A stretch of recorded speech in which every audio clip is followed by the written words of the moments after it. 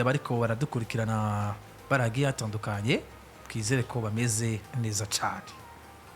bakoresha FM yacu 97.3 n'abakoresha YouTube yacu tugeze kwa 94 n'amajana mukanya birakwira 95 birakwira tuve hano kame 95 bikwiye dusigaje iminota 20 hafi 30 hano tuve hano abantu 95 bakwiye turi kuri 94 n'amajana 9 abantu bacu bawe cyane subscribe barandinga bikora neza cyane dukomeze amakuru yacu mu gihugu cy'Ubwongereza Chelsea muri affaire y'umugabo yitwa Garnacho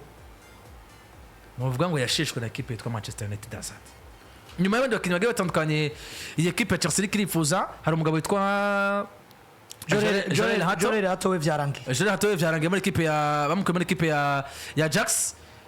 ariko aravuga transfer y'umugabo yitwa Xavi Simon muri equipe ya Rasen Leipzig n'umwanya babona kwishaka kurangira ariko Chelsea ngo imaze kuba yikubita yicomekamwo yipasuramwo muri deal y'umugabo witwa Garnacho maze kuba seswa na equipe yitwa Manchester United Chelsea irabasuma pe Garnacho Ferreira kombona na uzi basanga bagusumira Chelsea je umusore mugabo rega n'ubundi ntavuye ntagiye uvuye mu maboko ya Ten Hag uvuye mu maboko ya Muri mugeze mu maboko ya Maresca Maresca araba mwiza oya Maresca ariko araba mwiza mugabo bana bagaragara yuko mengo discipline ari ukuntu mengira bacanga cyane aba bakuye bamenyereza nka ba Pepe agukankamira avuga ati uraza umupira mugabo gira uje mu kibuga Maresca tactic mana ho ushaka novuga ngo bikaba bigucanga ivyo ashaka ariko Maresca ndiko nabona bakinyi beza individuellement ari oblige kuba umwanya muri equipe yiwe uno musiri mubwira ngo Parma ngo asigaye akina ivyo meyeza adashaka ni mwiza ego akina umupira kuko yarabonye ko vyamukwegeye kenshi uribuka amatentative yiwe agomba gukinisha umugabo azwi izina rya Romeo Lavia mu kibanza cha Enzo Fernandez mugabo tukabikarangira bigaragaye ko witwa Romeo Lavia tokina ariko na Moses Caicedo Enzo Fernandez akenewe kandi uno munsi nibaza ko igicumviro cyamaze gutakara complete kandi hari igihe Maresca ivyo bintu yarabihara ivyo kwicaza Enzo cyane mugabo vyamukoze kara arageragera avuga ngo reka ndabiyebe rero iyo ufise touch Maresca ndiko namona nk'umumenyereza a respecta ico umukinya ashoboye wanashima tactique ziwe biroshe kuzevaluwa ahuye n'abamenyereza bito ko bamusumba ibiharo n'ibindi bigiye bitandukanye ariko nko bamenyereza jewe nogira ko makega kuko wanashima yanyeretse qualité yo kuyadapta kuri equipe y'umwanya muto cyane hariho pressure tout simplement equipe ishobora kuba ko abantu bagatangura kuba désespéré amenyereza yari atwijeje ko equipe igarukanye gwego aciyashita un certain moment aratwaye conference atwaye igikombe cy'isi abantu bakavuga ngo eske kwa kundi twabona hageze ka twara premier gakavuga ko atayimerita ubwo niyo badu futsa amaso mwaga gakombe kisa twaye kumbura kagaruka n'ubundi atari kuri karibu yo gutwara igikombe cha premier amakenga mu bantu ntabura ubwo premier league buri yakwitwara nasanze bisaba amanyanga menshi biragusaba squad biragusaba amahigwe biragusaba kuri umenyereza uri capable yo guhangana n'abamenyereza bito ko bakomakomeye kano musugiye kuraba Maresca bien sûr umenyereza mwiza ndabye mu prise de responsabilité yiwe ariko kandi Maresca n'umu bamenyereza mbona ko utunenge twinshi bivanye n'uburyo hari ukuntu ataranyemeza 100% mu vyemeza afata mu gihe ari karakina amagrama Garnacho muri Manchester muri Chelsea bwa mbere bw'ikibanza kiriye ku mugabo witwa Garnacho bigaragara n'ubundi ngo avuye muri equipe ya Manchester United nivyo iyi mu mwanya ariko umerita je ndabye mu mwanya umerita muri equipe ya Manchester United mugabo bivuze ngo n'ubundi nahari bwerekereze arerekereza muri equipe ishobora kumuhereza umwanya Chelsea imaze kubiri muri Gute byaraheze equipe tuze Pedro Neto basanzwe bahafise Pedro Neto abahengeka n'abandi bagiye batandukanye Garnacho umwanya muri equipe twa Chelsea urashobora kuboneka kuri we jewe ku nkundire mere aho asanzwe novuga ngo yarabarizwa muri Manchester United cyangwa abarizwa muri kano kanya no musi yaba mu indesirable muri Manchester United kubwamuri mibwa ataruka dashoboye gwa Manchester vyishaka ahubwo ari uko bigaragara ko yagirana ibibazo personnel n'uwitwa Ruben Amorim umumenyereza wa Manchester United kandi ngiye kuraba kwa Manchester United ibo bamvu na concurrence yari hari ngiye ashobora kwisanga amagiye kwa Chelsea Chelsea nayo ni equipe no munsi ibo bamvu mu ico kibanza yemeye kuri amande ya miliyoni 5 yanse kugura witwa Jadon Sancho ko byari mu masezerano ibibanza bari basezeranye ko niba biheza babirimwo bazogura Sancho niba tabugura kare amande ya miliyoni 5 bemeye kuri amande yako bagura Jadon Sancho kandi no munsi no nibyo sino compara Garnacho na Sancho mugabo ari umuntu aba ari mu grand joueur mugabo agoye kujera bivanye na côté discipline yiwe buriya Sancho aragoye kujera rimwe na rimwe numukinyi mwiza mugabo mbona vise kakagorane kari muri ya generation y'abongereza twakunze kuvuga yacagiye c'abadereri yacagiye c'abajese Lingard n'ibindi biyizi ko umupira bawuzi biyizi ko arabashushu babafana b'imigwi nibi bintu byashikiye umugabo yitwa Jagrije kwa Man City arizi ko ari umushushu w'abafana buriya naco kintu gishikira Sancho kenshi ushobora kuvuga bamenyereza n'ibindi bigiye bitandukanye oya sinibaza ko umuntu atabona ko umukinnyi guzo miliyoni 75 zirenga avuye kwa Borussia Dortmund ari umukinnyi mwiza muri Bundesliga ashika muri Manchester nivyo ibibazo bya Manchester bikamwafecta ariko uve uje kwa Chelsea uri consistency match zibiri zitatu a un certain moment aratakaje ingufu hariho message kanaka Chelsea visi yatuje yatagura Sancho kuko mu mwanya muto Sancho yakinya ariyo match ya conference ariko ari izindi match urabo kavuga ngo Sancho akantu kubunebwe muri football no musi kabona ngo karimo mugabo nawe kagasore kigarnacho kibona nka Ronaldo kashobora kuba David Imano nkiya Sancho mugabo kagwa ibirenge ibyo Sancho yoguha ikibazo gusana ukigaruka uyu mwanya ko bigaragara ko kwa Manchester abo yawugwane nabo bari bake akabasotse byitwa ko gira ibibazo n'umumenyereza gusumba icyo ashoboye gutanga ubwo kwa Chelsea biroroha ko nubwo imukeneye uyu mwanya ari bugwanire canke Pedro Neto agomba kumutransforma mu backup gusumba kuko no muzije fashe profile Pedro Neto afisira amaze kunyereka ngo iri merite ko mutitira abasigaye bakaza bakagwanira umwanya ufiswe na Neto kandi Neto umwanya yawutwaye yitwa ko yahengetswe na ibyaro atari bimwe reka mfate basi ibyaro vya mfate basi iyi integration ya Neto ku numero 11 ndabisanisha n'ivyarafinya kwa Barcelona Barcelona hengetswe ibubamfu atanga buri kimwe cyose uno munsi Barcelona barakubwira ngo ushake winjira urinde ikibanza cy'ibubamfu givise Rafinha bisigaye swat azoshita n'ibindi mu mukonkiransa ariko kugeza ubu Rafinha ikibanza ragivise baho kwa Chelsea sinumva igituma nuno munsi binjije Jami Benoit Gitenz n'abandi bagiye batandukanye tukumva ko twogongera ko Garnacho mugabo ukamenga profile yuko Pedro Neto yamaze kwasira kwiki kibanza kimerita menga nayo babona kwa Chelsea hari ibibazo novuga ngo bihereye ku mugabo witwa Todi Boyle president wa equipe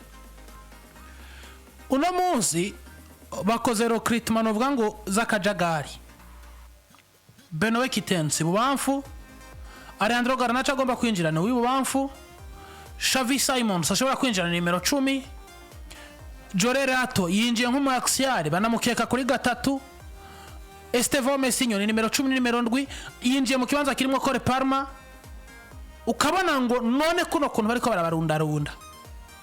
Parmer ntazo kugira ngo ubone umukinyi umumenyereza yicarise Parmer ruzoba rukina vuza ati ngomba ko Parmer aruhuka muga nta concurrence hari kugira ngo uzane Benoit Gitenz muri Borussia Dortmund nuko umuzanye kubera uko ukeneye mu winga muga nkako kantu nyene urugarutseko none Barcelona ntiyatunze Rafinha ikamugira umunimero 11 mwiza uno munsi mwiza wa mbere ku isi mu mwaka urangiye ku 11 n'umugabo witwa Rafinha hari umuntu abikekeranye umugabo yarahengetswe kandi turamaze kubona igikombe cy'isi cy'imigwi kije guhera Chelsea the Blues umukinyi mwiza si we hawe igihembo umukinyi mwiza bamugize Ariando kagasore ka Kore Germain Parma ariko kwa Chelsea the Blues mu gikombe cy'isi cy'imigwi umukinyi mwiza yitwa Neto ni finale yahinduye ibintu cyane Kore Germain Parma yisanga yahetse equipe muri finale atsinda ibitsindo biratanga na assist afatwa nk'umukinyi w'igihangange mugo mu gikombe cy'isi cy'imigwi Chelsea the Blues yanyeretse Neto gusumba abandi bakinyi fata rero Neto twabonye mu gikombe cy'isi cy'imigwi Chelsea garutse ku rugo rya gwego ku 11 n'igikatotanga hari n'igikatatanze muri Monde de Club uno muzi ucizana Benoit Gitenz ukazana Alejandro Garnacho hagati mu kibuga hari Sirinombre noneho nabonye bamwe mu bakinyi bagiye batandukanye umugabo yitwa Enzo Maresca hasa barongozi ba Chelsea the Blues kugira iki kubarekura ibaze ko no munsi abakinyi bagara kuri 16 harimo Christopher Nkuku hakamwo Disasi hakamwo Marangasara hakamwo Benoit Badiashira hakamwo Leslie Yoguchuko hakamwo Benjamin Chilwell Sterling Arfijir Christ, Garnacho Kwerekana, Dreus Parihar, Nicolas Jackson, Mark Guiu, Veiga, Anselmino, Broja, David Atrofofana. Yaje kwisabira barongozi yuko aba bakinyi babarekura bagasohoka. Barasohotse nivyo. Garnacho Kwerekana mu bantu naringi harura muri equipe ya Chelsea ntibarimo. Imereye neza kwa Borussia Dortmund hagati mu kibuga. Mugabo barafata abafise mu kibuga uramuze hagati. Hari Enzo Fernandez, hari Moises Caicedo, hari Germain Parma, hari Ravia n'abandi bagiye batandukanye. Ku ruhande rw'ibamvu rero cuza kubarunda none hagati ya Gittens na Garnacho abana b'imyaka 22 nane to banashaka wa 23 generation presque imwe ninda agiye kuzokina ninda atagiye kuzokina mbega bana babiri baje nk'amarokritima baje gutuma neta sohoka equipe ya Chelsea the Blues. Pedro Neto kubwira ngo baje gusangira ikibanza muri batatu. Pedro Neto imyaka 25 kuko Pedro Neto nagarutse kukinja profile Landry. Pedro Neto yo wumva kapo witwa Germain Parma ariko no muzi Pedro Neto nemeze ko ndavye ivyo yatanze mwaka weze n'ivyo yatanze mu kombe cy'isi nk'umukinya yengezwe ubamvu si umukinya gikwiye kwitwa muzo mu backup muri equipe nka Chelsea kuko il a prouvé ko avize kibanza ariko no muzi wara $64 ziguze witwa Jamie Benoit Gittenzi na profile avanye mu Budagi nice agomba kugera ko muri equipe zo yagihugu y'Abongereza sinibaza ko nawe umuza nta mugarantisa kwizo miliyoni kaje gutangura niyo nangwe kwimvira ubujye umumenyereza agomba kujera umukinyi imyaka 25 nka Pedro Neto ugomba kujera umwana w'imyaka 20 nka Germain Benoit Gittenzi none ucongeramo Alejandro Garnacho. Garnacho giye cyose umukini je bamfuna cyatagwari stable n'umwana jewe nemera ko ari decisive buriya no kwa Manchester United je ndiko ndavuga nka match ya Manchester United babona Garnacho mvuga ngo uyu imipiri birakoze ko igomba gukrea danger. Fernandez akiwa mwiza mu kibuga agomba kubona Garnacho mu kibuga kandi nakana ta complexe kagira Garnacho nazo kwimipasa ubwo Garnacho mu makinyi bumva ngo ngomba gufasha equipe ibisigaye nta byonse ibitsinda ngomba bitsinde ayo madribla yakore atanga ayo assist n'ibindi abo mukinyi afasha equipe gusomba ko mukinyi bwite ciwe nubwo umuyidore wari Cristiano Ronaldo ubona Ronaldo umwanya wose atatsinze umenga equipe ni yakinye ko nico batandukaniye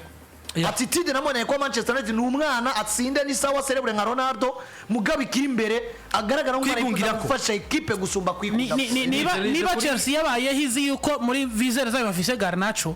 nico gituma jama kozo yose muri Chelsea ndagiriza Todi ariko Todi ni wagura none zo tanga amafaranga watanga amafaranga mbwasi wa no jewe n'abadirecteur sportif no muzi sportif wa Mitastewar ekaniste waranyene barafise mu directeur sportif uramuzo ugiye kumbwira ko ashitse yirukanye wa mu mama mama yagiye yigeze kugira nibazo na Jose Mourinho of course niba uno munsi umbwira yuko akakana kagaranja gafise muri viseur zawe akwabo uje gutanga miliyoni 60 n'izindi ngugiye kuzana Benoit Gittenzi kuko ufata umupira Gittenzi akina n'umwana umupira akina Garnacho ntibahuye mugabo Borussia Dortmund yara brandinze Gittenzi nivyo egana mu defense beze mu defense afise no musi yongeyemo hato kandi hato rero bavuga ngo ashobora kuzokoreshwa cyane ku nimero zitatu kurera cajahe kongeramo hato ni sawa kugira ngo kuko je uno muzi nemeza ko equipe ya Chelsea igomba gutunga abaxiale bane kandi do class kuko no munsi hari amakenga ku buzima bwo witwa Wesley Fofana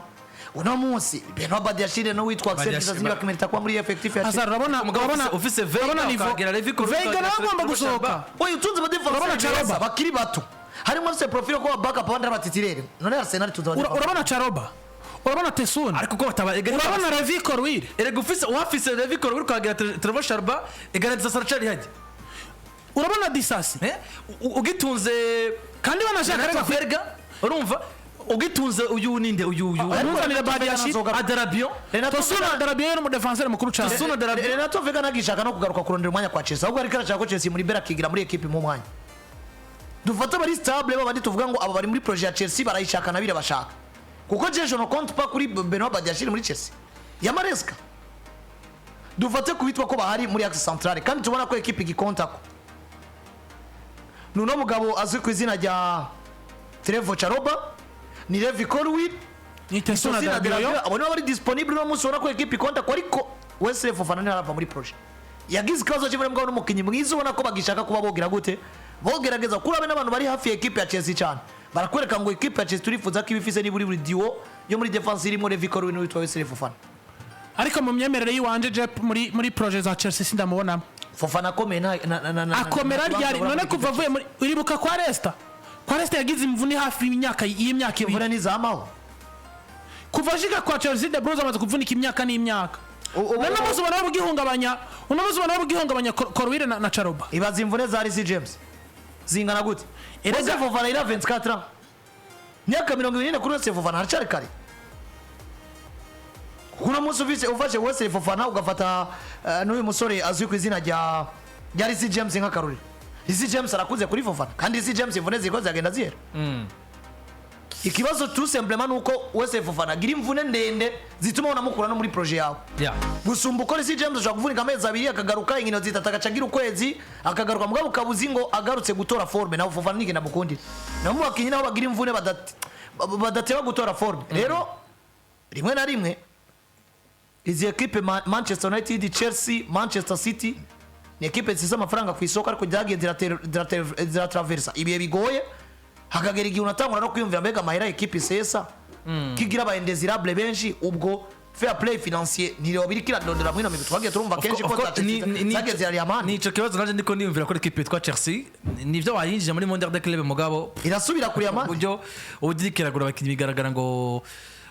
bashobora mugabo nuko bari kwarugura abakinyi wanashaka do deuxième classe amafaranga menshi batanga ariko kandi sinibaza ko abakinyi miliyoni 100 baragura ariko sinibaza ko Garnacho nk'ugomba gucungura kariyeri yo ku myaka 21 abona ko kariyeri yagiye kwicungurira kwa Chelsea kwico kibanza abona ko ariho profile zitandukanye so atuba bahengeze yafatishije nuwo bazanya ari mushaje twa Jamie Beno Gitensi kandi akeneye umwanya. Tuva kwa Chelsea twihuta cyane dukomereza ko equipe yitwa Manchester United